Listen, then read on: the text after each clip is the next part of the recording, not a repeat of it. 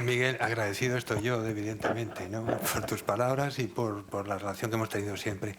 Muchísimas gracias por su presencia y por dedicar un tiempo, 45 minutos, a escuchar esta presentación que voy a hacer aquí en el Bellas Artes. Bueno, el título es, como ven, La restauración del Museo del Prado, la materia de arte de los sentidos. Yo espero que les pueda ser útil algo de lo que yo pueda contar hoy aquí para cuando visiten, el próximo día que visiten el Bellas Artes o cualquier otro museo y se enfrenten a una pintura y algo de lo que yo pueda contar aquí lo puedan recordar y les pueda ser útil. Vamos con ello. Buenos días, Egunon. La restauración en el Museo del Prado tiene una larga tradición que va unida a su historia de más de 200 años. Desde que abrió sus puertas al público, el Prado cuenta con un taller de restauración de pintura al que se unieron posteriormente otras especialidades como escultura, artes decorativas, marcos, papel y soportes de madera para pintura. En la actualidad, desde hace años, el área de restauración del Prado cuenta con el apoyo de la Fundación Iberdrola, por lo que querría aprovechar esta ocasión para mostrarle mi agradecimiento. El origen de gran parte de las obras del museo procedentes de la colección real española, junto a la presencia de restauradores que estuvieron siempre a su cuidado, determina la buena conservación en que se encuentran muchas de las obras maestras del Prado. Las Meninas de Velázquez, la familia de Carlos IV de Goya o la Perla de Rafael, por citar solo algunas. En 1979 se toman radiografías del descendimiento de Van der Weyden en el museo y en 1981 inicia su actividad el que se denominó Gabinete Técnico del Museo del Prado, responsable de realizar las radiografías y reflectografías infrarrojas de las obras que se restauran. En la actualidad se complementa con el laboratorio de química que facilita los análisis de materiales que son especialmente importantes en muchos procesos de limpieza. Conocer los resultados de los estudios técnicos es un paso imprescindible en todas las restauraciones, ya que pueden condicionar la metodología y el modo en que el restaurador entiende la pintura sobre la que está trabajando. He pensado proyectar una serie de obras restauradas en el Prado en los últimos años para mostrar en qué consiste el trabajo que se realiza diariamente en el museo. Por razón del tiempo disponible, son solo intervenciones en pinturas, aunque también podrían ser obras pertenecientes a cualquier otra de las especialidades que tenemos en el museo. Hay ejemplos de diversos procesos de restauración, como la limpieza de barnices, la reintegración de las faltas de color o el enmarcado de las obras. Es una actividad similar a la que se desarrolla actualmente en otras instituciones de este género, como la National Gallery de Londres o el Bellas Artes de Bilbao. La restauración debe estar encaminada a tratar de restablecer la comunicación buscada por el artista entre su creación y el espectador. El paso del tiempo con la consiguiente alteración de los materiales originales, las malas condiciones ambientales y las equivocadas intervenciones y deterioros accidentales que ha sufrido una obra condicionan el estado de conservación en el que ha podido llegar hasta nosotros.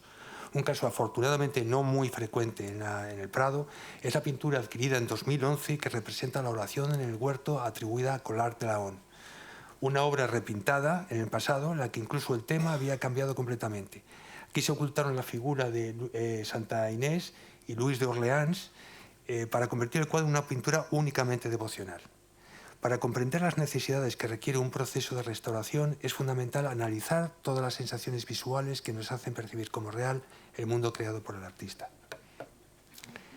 El restaurador debe actuar como el traductor de un texto escrito, que conoce la época y comprende y respeta la voluntad del autor si quiere mantener viva la emoción contenida en los sencillos materiales de este arte, lienzos, pigmentos y barnices de los que se sirve el pintor para conseguir dotar de poesía a su creación. Como vemos en la pantalla, por sencilla que parezca la frase, no tienen por qué ser idénticas dos traducciones del mismo texto. Lo mismo sucede con la restauración. No hay dos intervenciones iguales para una misma obra, pero aun siendo distintas, todas pueden ser respetuosas con la materia y el mensaje del artista. Por otra parte, la traducción, sin tener conocimiento del autor del escrito,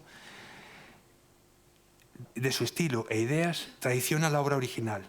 De la misma manera, la limpieza mecánica de una pintura impide captar la intención con la que fue creada. En definitiva, en ambos casos, la lectura apropiada de un texto o de una imagen que puede influir en la vida del lector queda arruinada. Aquí radica la magia y el valor de las artes, disponer palabras, notas musicales o pinceladas de una forma concreta para crear un mundo capaz de emocionar en el futuro a seres humanos que no vamos a conocer. Como decía el gran mago ilusionista Harry Houdini, lo que ven los ojos y oyen los oídos, la mente lo cree. Y la pintura tiene una elevada dosis de magia e ilusionismo.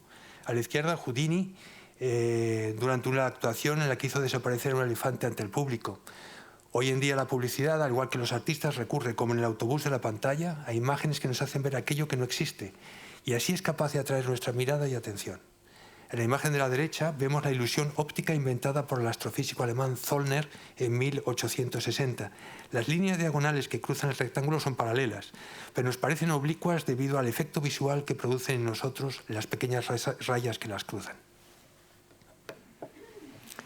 En el caso de la pintura, los materiales que la forman están escogidos por el autor para crear un mundo en el que podamos entrar a través de nuestros sentidos. La vista, evidentemente, es fundamental, pero todo lo representado, figuras, objetos, paisajes, etc., remite a nuestra propia experiencia y nos lleva a reconocer, a través del resto de los sentidos, el mensaje que encierra una obra de arte, independientemente de la época en que fue pintada.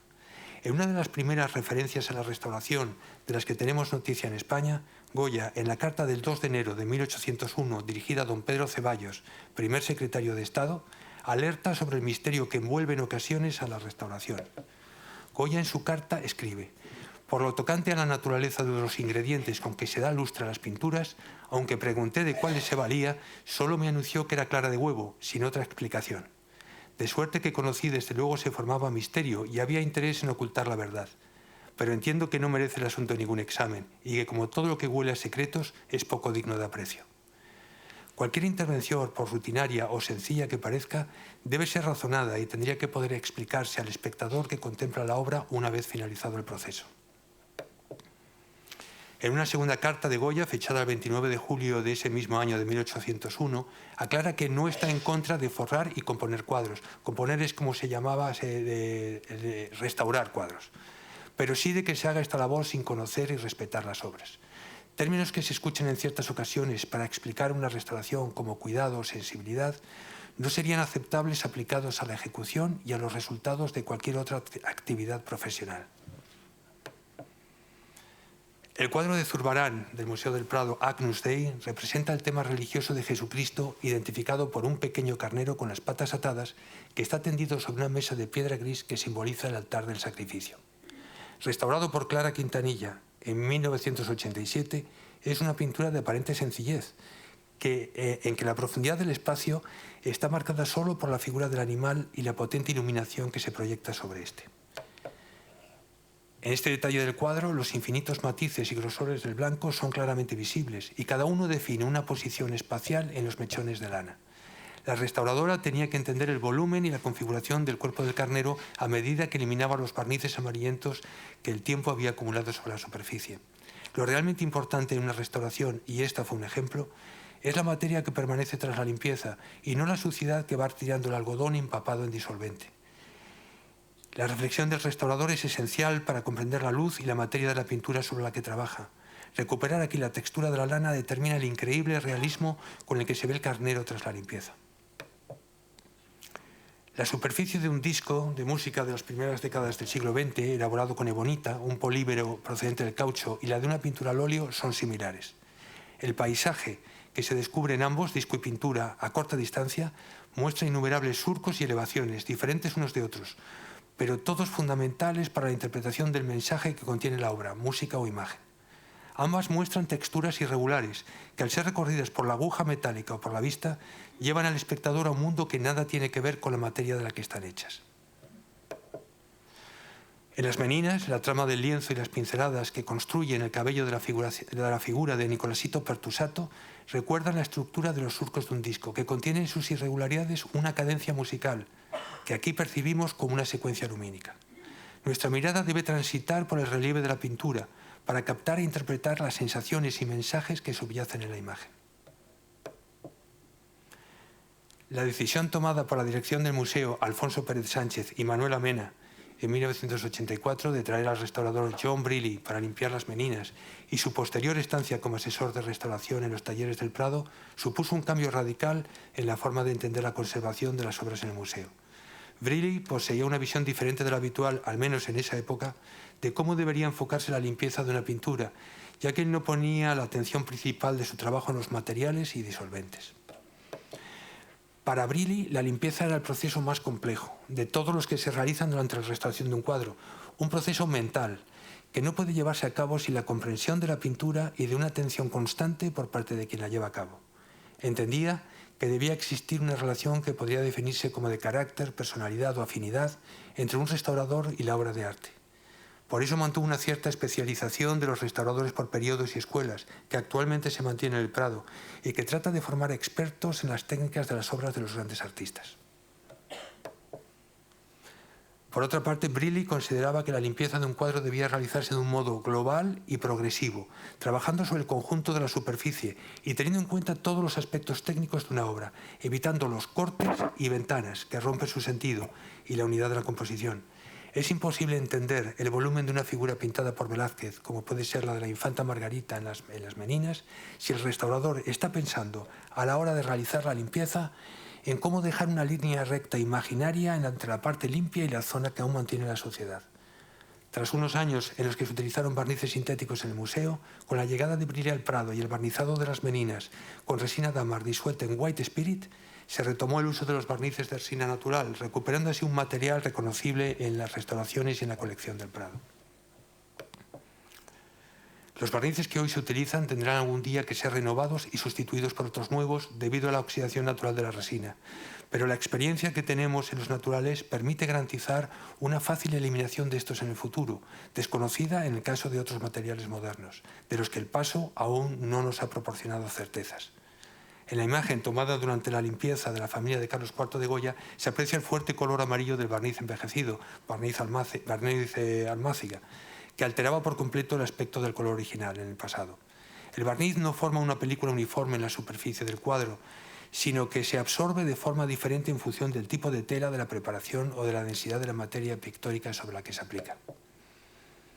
Por esta razón, el barniz aplicado en una pintura no se ve igual en un cuadro sobre tabla del siglo XV que en una pintura del siglo XVI o XVII sobre lienzo.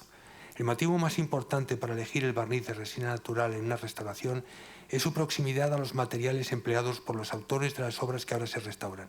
Además, aporta una vibración y una profundidad al color similares a las buscadas por el artista. Hace mucho tiempo que ver las grandes obras en reproducciones de papel o en imágenes en un ordenador es lo habitual. Y como las que ahora vemos en esta pantalla, en esta sala, todas muestran un mundo plano, en el que el relieve, por buena que sea la reproducción, apenas es una sombra de la realidad creada por el artista.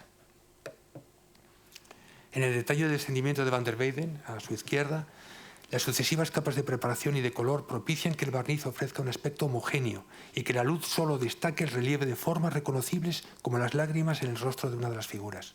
Por el contrario, en el cuadro de Tiziano a la derecha, la utilización de la tela apenas cubierta por color en los fondos de la composición hace que solo resalten las pinceladas de óleo empastado y seco, aunque éstas no se corresponden con elementos concretos. De esta forma, al recibir la superficie la iluminación cambiante que procedía del sol o de las velas, el espectador que contemplaba la obra tenía la sensación de que los objetos o las figuras adquirían movimiento.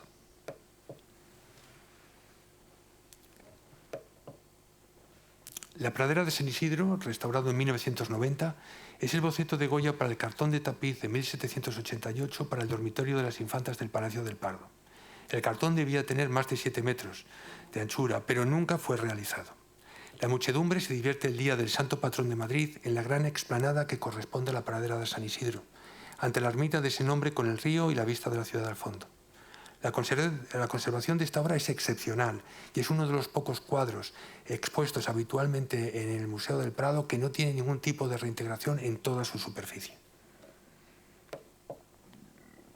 Pintado sobre un lienzo muy fino, de 42 por 91 centímetros, está montado en su bastidor original, del que nunca ha sido desclavado y, por supuesto, evidentemente tampoco está rentelado.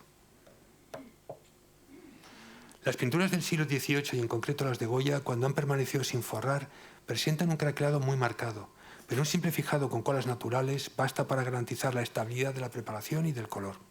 Intentar conseguir una superficie completamente plana por medios mecánicos que ejerzan excesiva presión sobre la superficie puede arruinar la textura y los empastes de la obra, convirtiendo una pintura que es siempre irregular en una lámina lisa, similar a una reproducción. Son bastantes las obras de Goya en el Prado que, al igual que la pradera de San Isidro, expuestas en sus salas, en sus galerías, permanecen sin rentelar. Como ejemplo les puedo citar la familia Osuna o el general Palafox a caballo. En la imagen podemos ver el craquelado de la pradera de San Isidro, que no supone un peligro mientras el cuadro se mantenga en condiciones estables y no sea sometido a movimientos ni traslados. En ocasiones, la pintura tras la limpieza tiene un aspecto plano y sin profundidad. Esto puede ser consecuencia de que el restaurador, al eliminar el barniz amarillento, entendió la superficie pictórica como si ésta fuera un cristal superpuesto. Por ello limpia de forma uniforme y, por supuesto, pulcra, lo que ha convertido en una pantalla, sin haber comprendido que la importancia de la obra radica en lo que sucede tras ese cristal imaginario.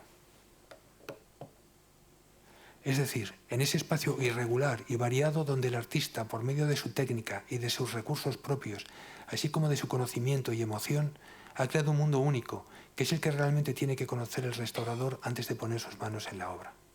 Por tanto, se deben valorar todos los resortes técnicos que permiten al artista mover y atraer nuestra mirada de un lugar a otro del cuadro, con el fin de que el espectador pueda realizar una adecuada lectura del mensaje contenido en la obra. Comprender el espacio y la composición es el paso fundamental para cualquier limpieza.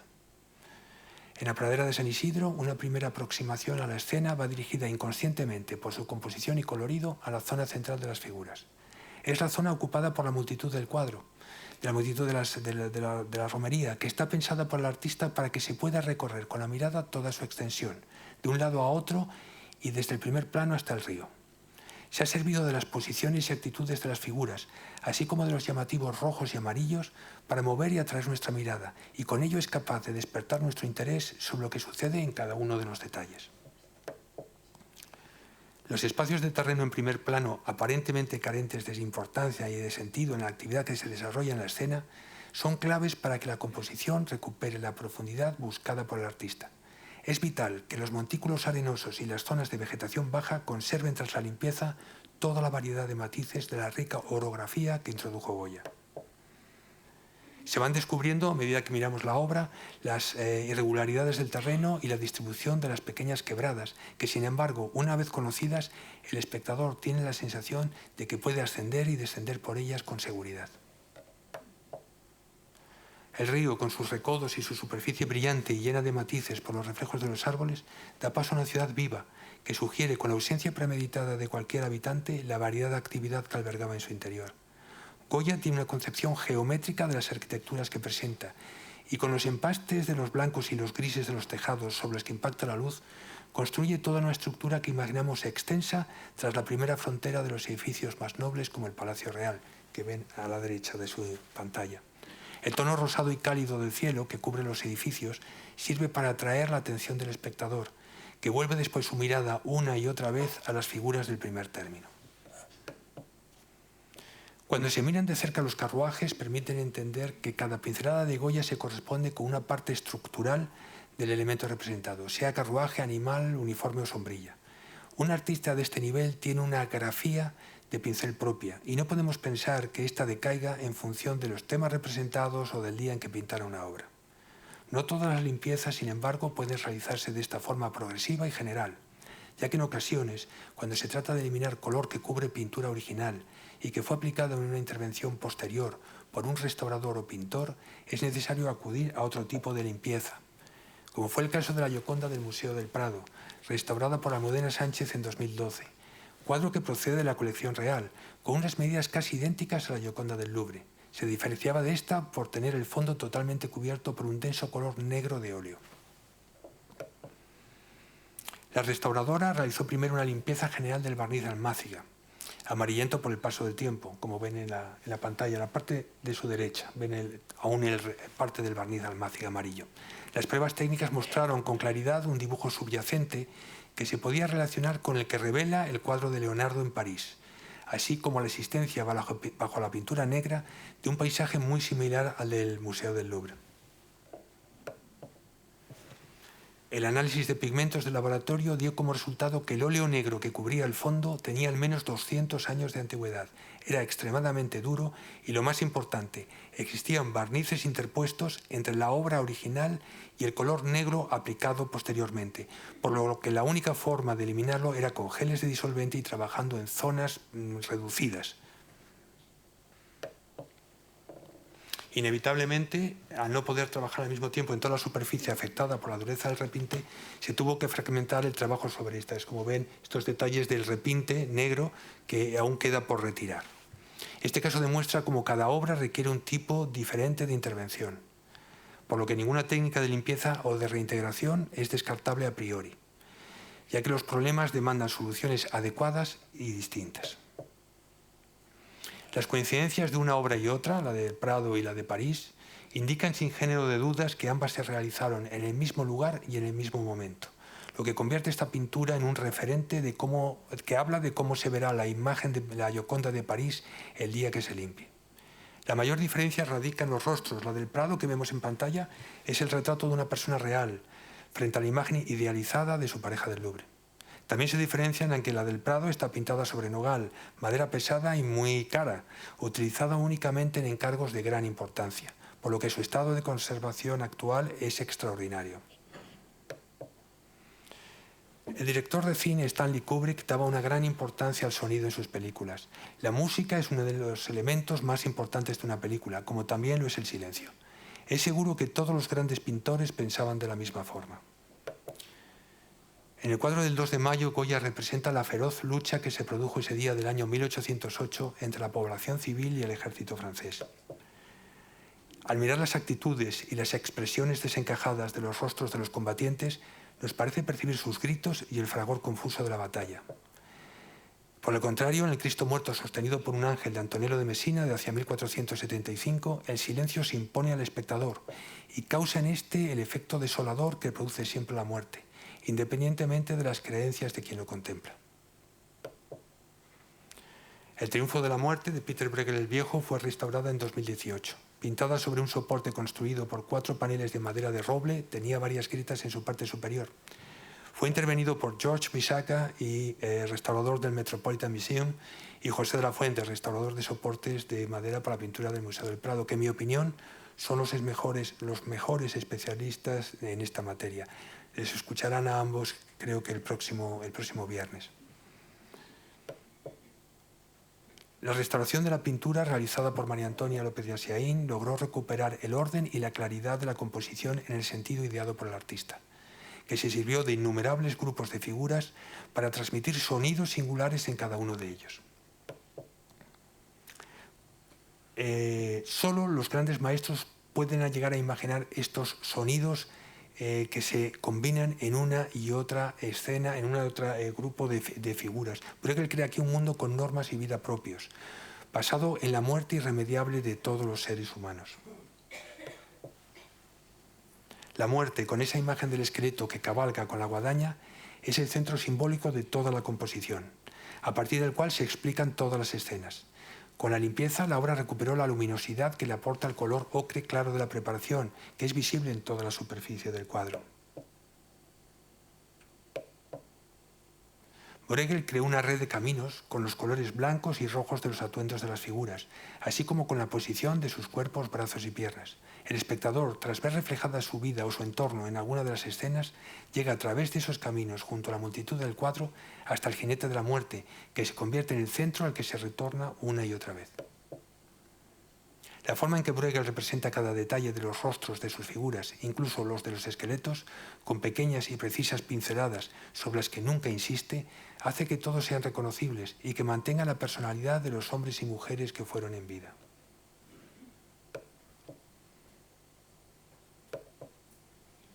En la limpieza de esta obra es clave la elección de un disolvente que permita retirar de forma controlada la suciedad y los barnices que se desean eliminar, y que la preparación ocre permanezca fiel a las intenciones del artista como tono medio. No es tan importante de qué disolvente se trate, sino del control exacto que el restaurador tenga de un producto que ha de responder siempre a su voluntad. En cada grupo vemos figuras que a través de sus acciones nos transmiten una impresión que nos afecta en función de nuestra propia situación personal. El subconsciente de un hombre rico y poderoso ante el cuadro, por ejemplo, quedaría impresionado como un papel fotográfico por la figura del rey en la esquina inferior izquierda. Las familias por el ataúd con la madre y el niño en su interior, y los amantes por la pareja del ángulo inferior derecho, que son los únicos que parecen permanecer ausentes a lo que sucede. Los sonidos que surgen del cuadro son diferentes y variados, dependiendo de la escena que llame nuestra atención. El silencio rodea la figura del esqueleto, que medita sobre su fin al contemplar el pájaro muerto ante él, mientras toda forma de vida va desapareciendo a su alrededor.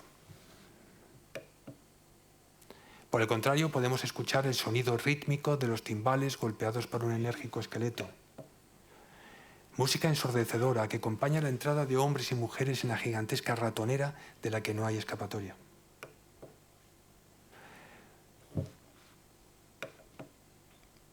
Recuerda el horror que produce en el espectador las imágenes de las víctimas en su camino desde los trenes hacia los campos de exterminio en la Segunda Guerra Mundial.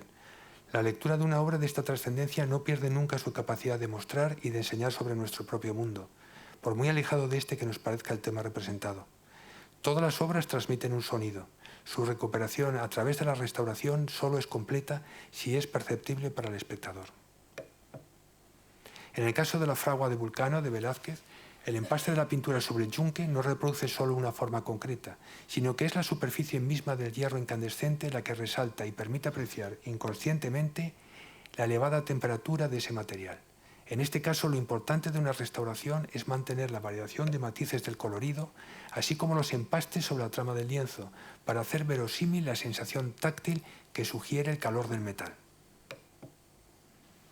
Un detalle de la maestría técnica de Velázquez son las chispas que saltan en el fuego junto al horno. Los pequeños empastes están aplicados directamente sobre la tela, apenas cubierta por una veladura muy diluida.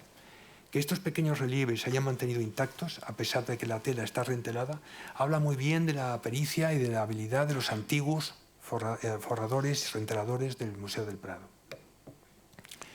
Lo más fácil es que estos puntos de luz, esenciales para crear la atmósfera de la fragua, hubiesen desaparecido, por la presión que se ejerce durante ese proceso en el que se adhiere en la parte posterior del lienzo original, una tela nueva, utilizando para ello un adhesivo denominado gacha. Tan importante como las chispas de luz es que se haya mantenido el relieve de la superficie y la textura de la pincelada, que se aprecian como si el cuadro no hubiera sido sometido a ninguna intervención. En la actualidad y desde hace años, en el museo no se realizan forrados con ningún tipo de adhesivo, ya que existen otros procedimientos que permiten reparar los bordes, cerrar fracturas o eliminar deformaciones de las telas. El cuadro de José Garnelo sería un ejemplo. Representa la muerte de Lucano. Estaba colgado en lo alto de una escalera en un instituto de enseñanza en Jerez de la Frontera, donde se encontraba depositado por el Museo del Prado. Su estado de conservación era el que pueden ver en la imagen. La restauración fue realizada en 2018 por Lucía Martínez, que tiene una enorme experiencia en las obras de gran formato del museo.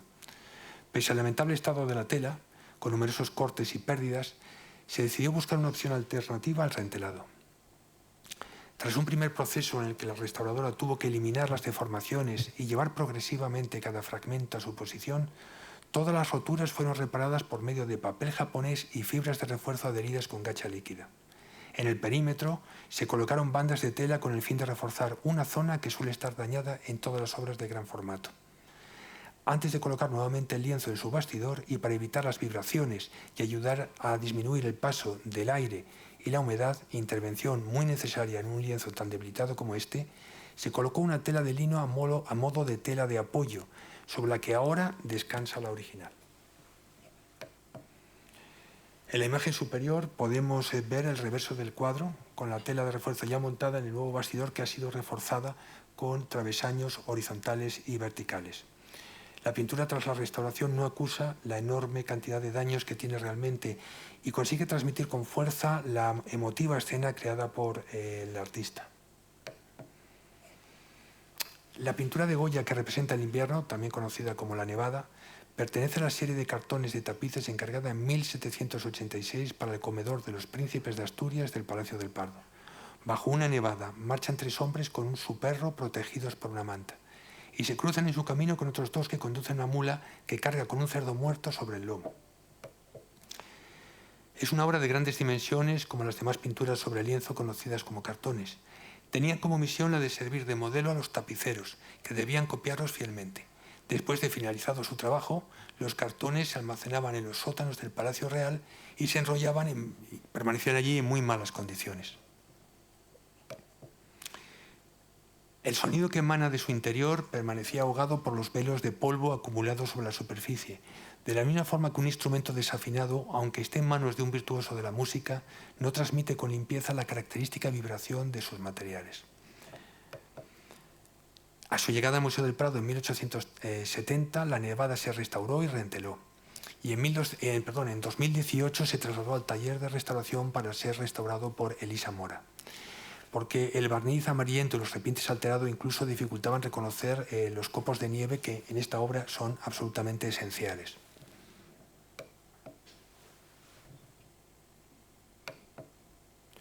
Al comparar las imágenes del cartón sucio a su izquierda y el cartón limpio a su derecha, se comprende la necesidad de ver restaurada una obra de esta calidad.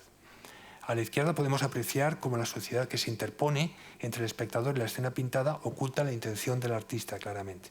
En este caso, la profundidad del paisaje desaparece, convirtiendo el mundo infinito de una nevada temible que tiene lugar en un terreno desolador, en un telón de fondo donde se pierde toda referencia espacial y es imposible reconocer incluso la situación atmosférica ideada por Goya.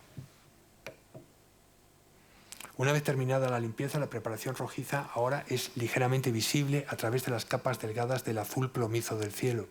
Ahora se puede apreciar cómo las ramas están construidas con trazos ligeros de color gris más o menos diluido, sobre los que se superponen pinceladas blancas que hacen ver al espectador el grosor y la cantidad de nieve que está depositada sobre cada una de ellas. Los copos son visibles ahora y también lo son los trazos de grafito. Yo les he señalado únicamente en rojo uno de ellos, pero pueden ver más en la pantalla, que con el fin de facilitar su trabajo realizaban los tapiceros. Fueron aplicados para delimitar sobre la pintura de Goya los cambios de tonalidades y para que su trabajo fuese más sencillo, para saber dónde tenían que cambiar de color. Esos dibujos tienen un valor histórico y no tienen protagonismo cuando se ve el cuadro en las salas del museo. Es por ese motivo que no se han tratado de disimular ni de retocar, ni por supuesto de eliminar. Las montañas del fondo pierden definición y las distancias que ahora, con la limpieza, ahora podemos ver cómo el cuadro tiene una profundidad enorme, ¿no? Las montañas tienen ahora una enorme sensación de lejanía. Las distancias que separan a estos 5 hombres de cualquier refugio se hacen imprecisas, que es realmente la idea que buscaba Goya, lo que determina que se pierda la noción del tiempo y del espacio. De esta forma el artista consigue transmitir al espectador la sensación de frío, acentuada porque no hay pinceladas de color caliente en toda la composición. La acumulación de nieve en las figuras pensada para mostrar los diferentes tejidos es muy variada y está conseguida con la repetida aplicación sobre la tela de óleo denso en toques verticales aplicados con un pincel de punta plana y seca.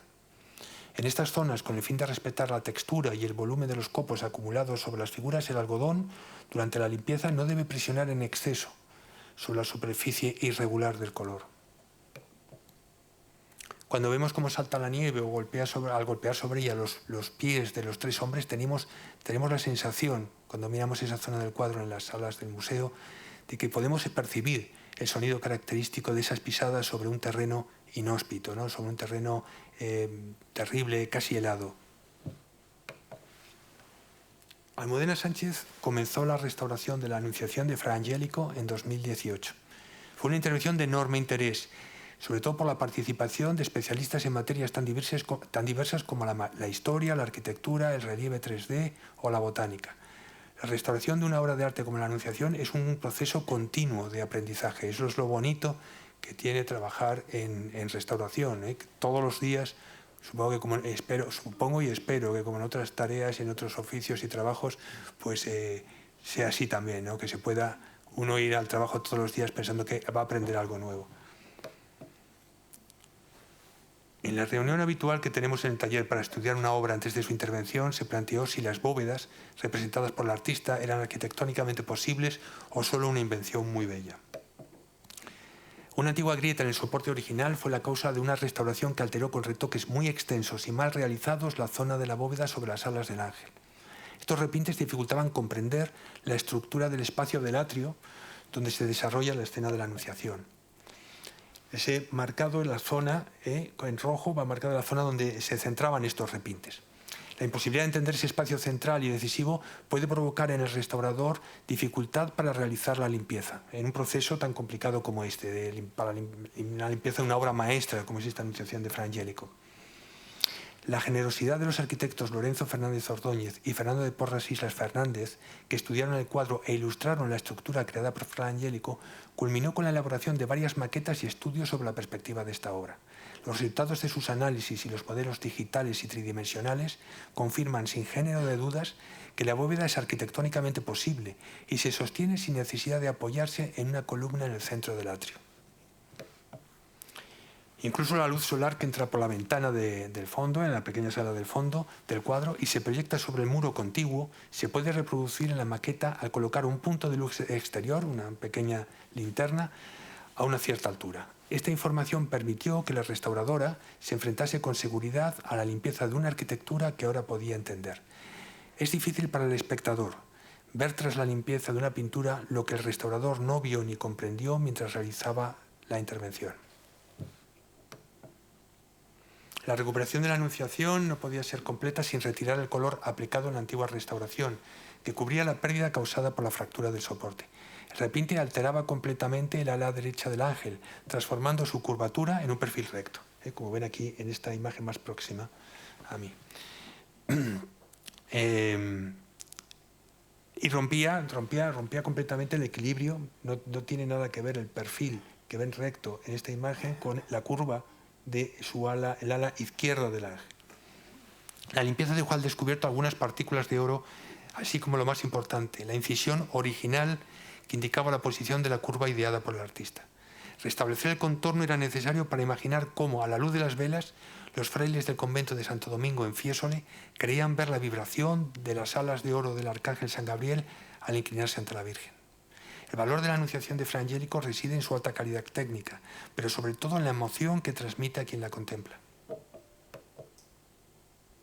La restauración de ese delicado trabajo en oro fue realizada por Gemma García Torres, responsable y restauradora de la colección de marcos del museo, que antes de la intervención realizó un estudio profundo previo de las plumas para lograr un brillo y dorado adecuados.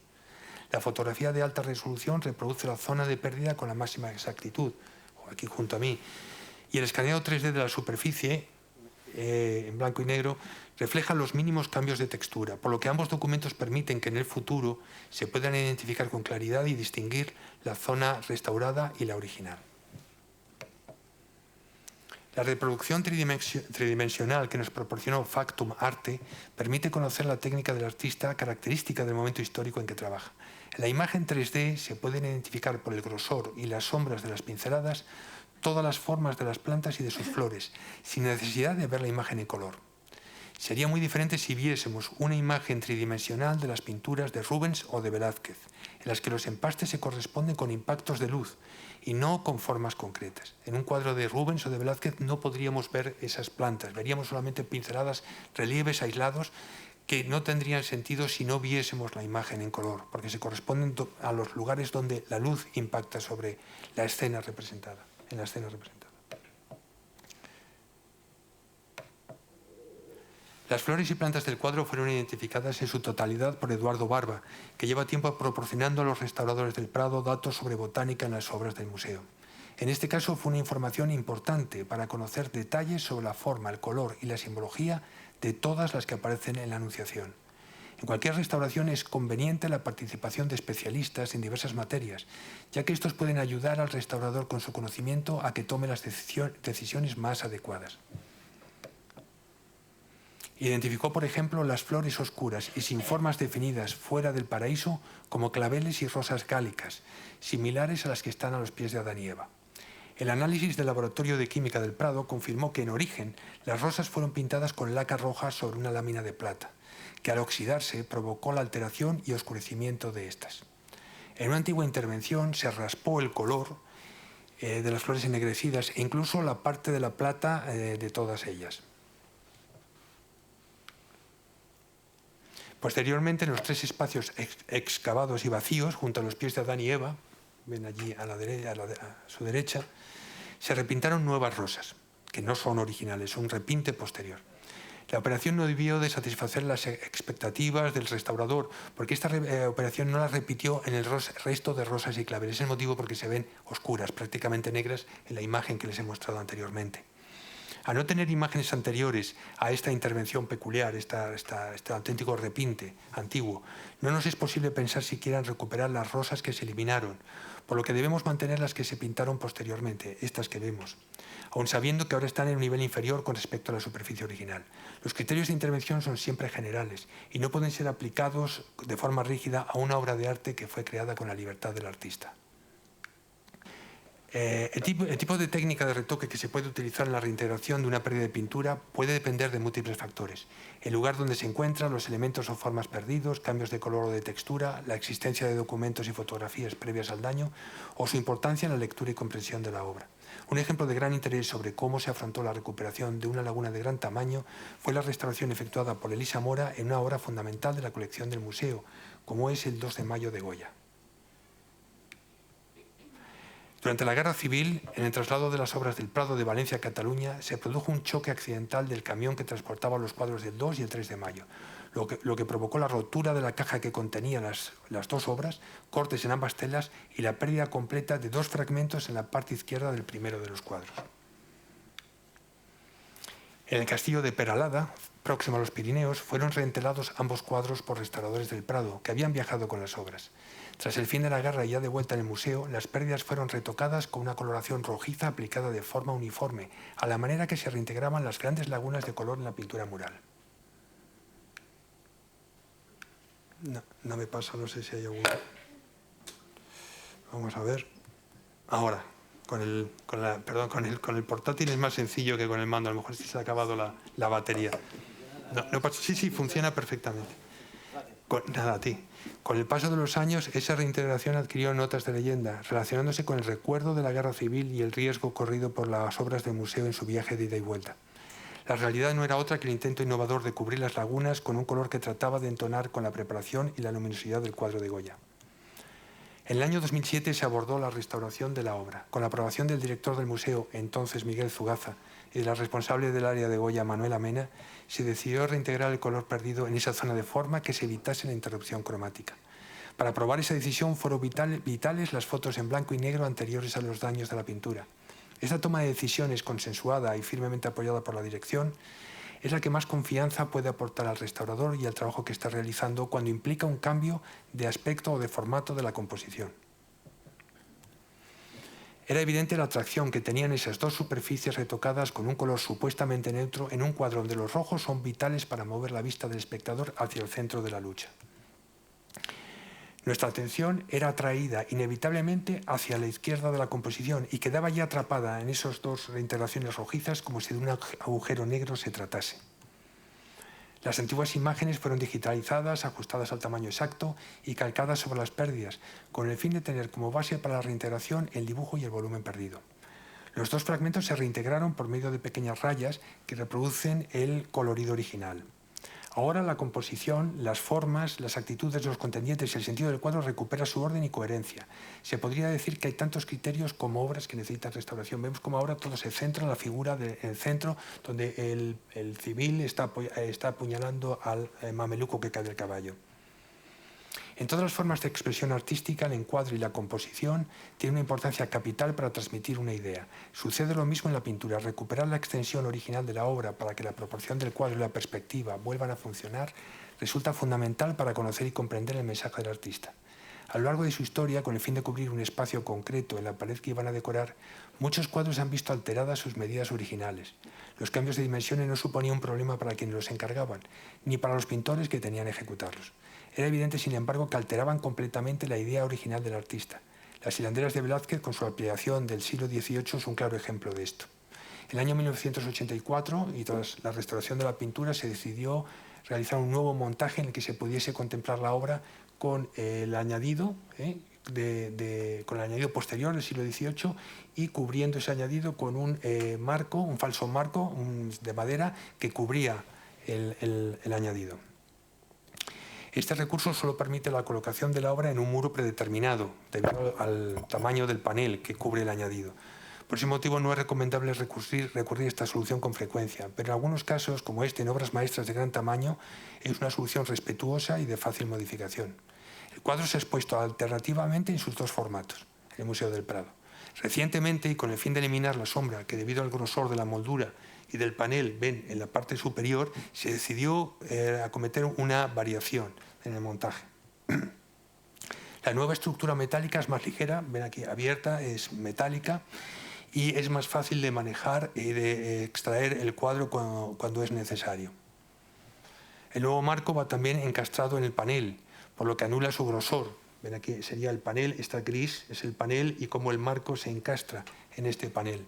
Aquí podemos ver el esquema del nuevo perfil. La moldura tiene ahora una inclinación poco acentuada, como ven, de forma que la luz, que sería la línea roja que incide sobre la superficie del cuadro, que sería esta, es la base de la imagen, la luz procedente de los focos de iluminación del techo, que tantas veces altera la proporción de las pinturas en los museos, no proyecta sombras sobre la superficie pictórica, como vemos en el detalle de la esquina superior derecha. Pero ahora la sombra quedó prácticamente reducida a medio centímetro. Voy a ir concluyendo con la inclusión de un cuadro de gran tamaño. El fusilamiento de Torrijos y sus compañeros es una de las obras maestras del siglo XIX en el Museo del Prado. El cuadro de mano de Antonio Gisbert fue restaurado por Clara Quintanilla en 1992. La foto presenta el montaje de esta pintura en las salas A y B con motivo de la apertura del edificio de Jerónimos en el año 2007. Impresiona la capacidad del artista al haber representado unas condiciones atmosféricas concretas y especiales, como fueron las del día de la ejecución el 11 de diciembre de 1831 en la playa de San Andrés de Málaga. El artista logró captar, mediante sus recursos técnicos, la baja temperatura del invierno y la brisa húmeda del mar al amanecer. Gisbert aplicó sobre el lienzo con imprimación de colorido ocre claro veladuras de óleo muy diluido de tonalidades azuladas, que dejan clarear el color subyacente y que son características de la pintura del siglo XIX. Los variados trajes de los condenados, la arena de la playa, el agua del mar y el cielo están realizados con esta técnica de veladuras, que utiliza también para conseguir el volumen de las figuras. Para representar la sangre que empapa la arena, se sirvió de laca roja que atrae la mirada del espectador hacia el único rostro al descubierto de los cadáveres que yacen sobre el suelo, al igual que sucede en el cuadro del 3 de mayo de Goya. Como podemos apreciar en este detalle, el artista se sirve de una enorme variedad de matices para transmitirnos la sensación de que nos encontramos frente a la arena húmeda de una playa. La dificultad en este tipo de limpieza reside en diferenciar la suciedad mezclada con barnices oxidados de las veladuras originales de terminación. El restaurador puede confundir unas y otras.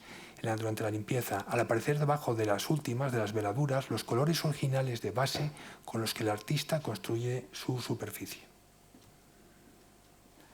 Con esta misma técnica es como Gisbert logra también las manchas de tierra en el calzado de Torrijos y sus compañeros. Un elegante sombrero negro caído sobre la arena de la playa perteneció tal vez a alguno de los fusilados que yacen en primer término de la composición.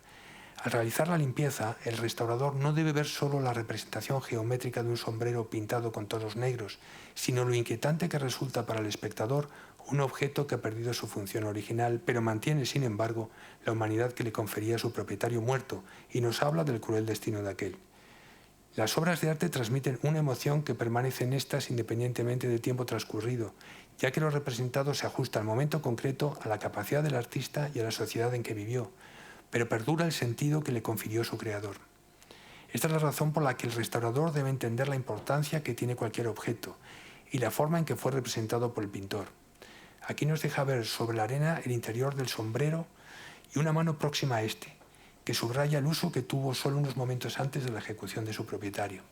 La carga emocional que puede llegar a tener este sombrero es similar a objetos captados en la actualidad por fotógrafos de sucesos o por corresponsales de guerra. Por último, solo me resta agradecer al Museo de Bellas Artes de Bilbao, a su personal y sobre todo a su director, don Miguel Zugaza, la invitación a participar en estas jornadas sobre la materia del arte. Cuando fue director del Prado, Miguel nos mostró siempre su respeto, aprecio personal a todos los restauradores del Prado. Muchas gracias. Eskerrik asko.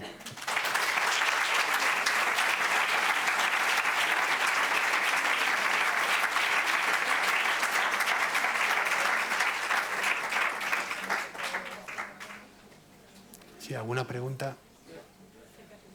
¿Alguna pregunta?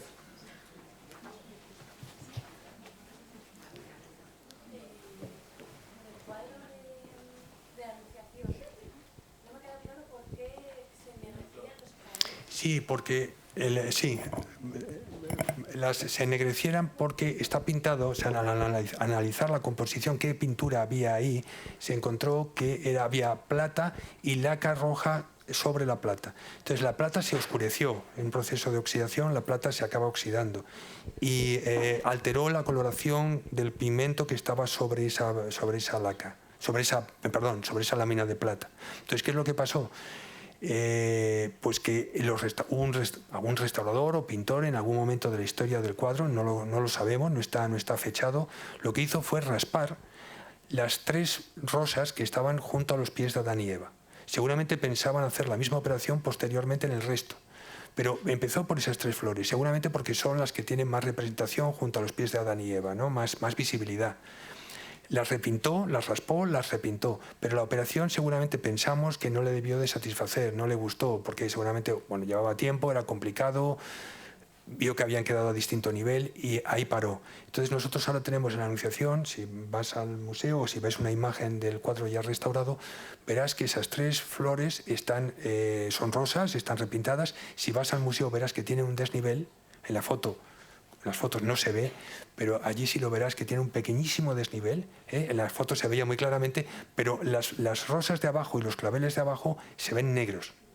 No se corresponden con ningún tipo de flor que conozcamos, una flor negra de esas características. Por eso comentaba yo la importancia de que en restauración trabajemos con especialistas, más allá de los historiadores del arte, porque hay especialistas que te pueden aportar una información clave sobre heráldica, botánica, animales, cualquier tipo de objeto, indumentaria, que es vital, ¿no?, para conocer exactamente a qué te enfrentas, ¿no? Todo lo que no se conoce no se puede afrontar, ¿no? Hay que conocerlo en profundidad. Sabemos, evidentemente, en restauración, que nunca llegamos a conocer absolutamente, completamente algo, ¿no? Pero hay que intentarlo. Hay que intentarlo. Es mejor eso que no hacer nada. No sé si... Sí. Hola, buenas, gracias. Por aquí. Bueno, yo estudié la carrera de conservación hace unos años y tengo la sensación de que antes hablábamos de pátina, cuando ahora hablamos de una limpieza más sensible, como tú dices, ¿no? De esa limpieza más generalista y más... Sí. No sé si tiene algo que ver. Bueno, no sé, yo te contesto y tú me dices si te lo he explicado, lo entendí bien. Vamos a ver, sí, la pátina, el término pátina se ha utilizado, y es verdad, hace unos años se utilizaba mucho el término de pátina, pero pátina puede ser cualquier cosa en el fondo, ¿no? Porque pátina o veladura son conceptos que los podemos utilizar para la veladura de un artista, como lo he utilizado yo para la obra de Gisbert. Es una veladura, son veladuras de terminación, pero podría ser una restauración. Hay ocasiones, y lo sabéis los que trabajáis o estudiáis restauración, que dicen, bueno, hay que pegar una pequeña veladura en esta zona porque está desgastada, no lo sé. El pátina es un poco, yo lo entiendo como el término lo mismo. Es decir, en cuanto a las limpiezas, yo creo que lo importante es saber o tener claro que cada obra demanda una limpieza. Para mí, yo siempre lo digo así claramente, las obras de arte se parecen mucho a las personas. Es decir, requieren un tratamiento personalizado, no un tratamiento, evidentemente no están vivas, no lo sé, pero yo creo que hay que darles un tratamiento especial a cada pieza. Entonces, pues puede haber una que tengamos que respetar una pátina, otra que tengamos que... Es decir, yo no creo mucho tengo que decir que yo no creo mucho ni en los criterios ni en las normas, ¿no? Yo creo que el que te marca el criterio y la norma es la obra de arte. Eso, tú tienes que pensar, tú tienes que escuchar. Para mí esto que comento del silencio, el silencio y el sonido es así. Tú tienes que tratar de escuchar qué te dice la obra, qué te pide la obra, ¿no? Yo creo que eso es importante siempre en cualquier intervención, sea una pintura o lo que sea, ¿no? Pero hay que escuchar, ¿no?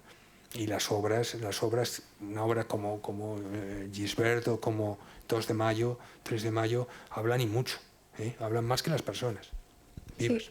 Sí, me choca mucho porque contrasta mucho con lo que te educan, con cómo te enseñan y luego la realidad es esta, ¿no? Pero bueno. Y la última bueno, no sé si es la realidad, es al menos mi realidad. O sea, yo no sé si en realidad serán todas, ¿no? Seguramente, Bien, pero sí. yo no cuestiono, o sea, seguramente está también muy bien, ¿no? Y además, yo estoy diciendo y mantengo que hay muchos criterios, tantos criterios como obra, ¿no? Por lo tanto, tengo que respetar que otros restauradores tengan otros criterios.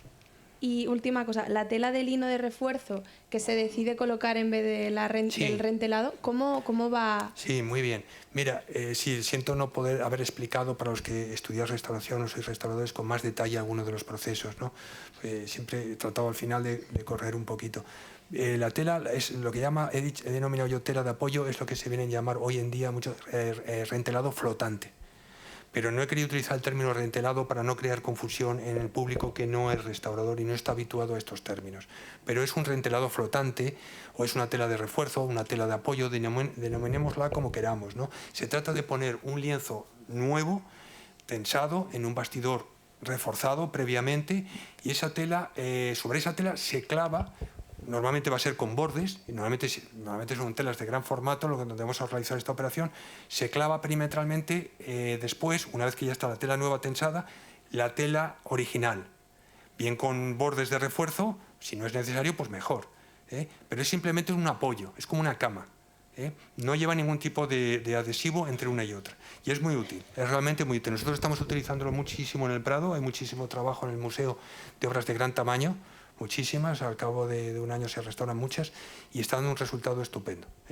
Como decía yo, aísla de la humedad, aísla de cualquier cambio climático que puede tener desde la parte trasera y le da un apoyo, sobre todo también en las vibraciones. Son cuadros enormes que al moverlos, quieras que no, tienen una oscilación la tela, va adquiriendo una vibración. Y eso la pintura sufre, la pintura es mineral, la pintura no es flexible, la tela se mueve, pero el color no. Entonces, esa cama le resta esa vibración, la hace que se disminuya. Y es muy bueno desde el punto de vista de la conservación, ¿no?, de la obra. Gracias. No sé. ¿Alguna pregunta más? No sé.